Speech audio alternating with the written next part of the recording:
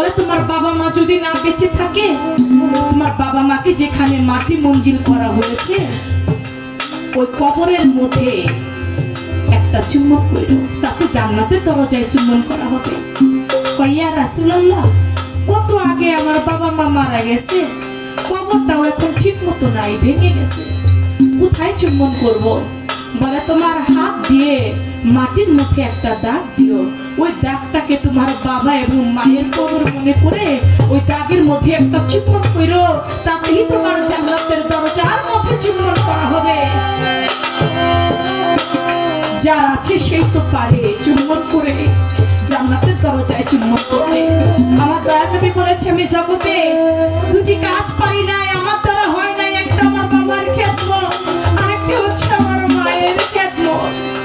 কেউ যদি মক্কা মদিনার ইমাম হয়, সেও আল্লাহর জান্নাত পাবে না যদি পিতা মাতার খেদমত না করে।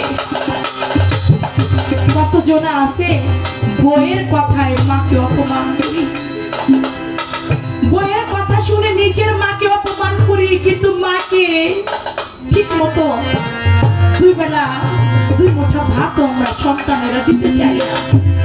একটা মা, মায়ের যদি 5টা সন্তানও থাকে, সেই মা আগলিয়ে রাখে, বড় করে, কিন্তু 5টা সন্তান মিলে একটা মাকে আগলায় রাখতে পারে না। যদি মাকে আগলায় রাখতে পারতো, তাহলে আজকে ঘরে ঘরে বৃদ্ধাশ্রম থাকতো না। আমরা যেন সবাই পারি সেই মাকে ভালোবেসে, কারণ মাকে ভালো না বাসলে নবীর নবীকেও পাওয়া যাবে না। নবীকে না পেলে তো জান্নাত দূরের কথা, জান্নাতও আশা করা যায় না। তাই আমরা যেন মা থাকতে যেন তাকে মনে বুঝি।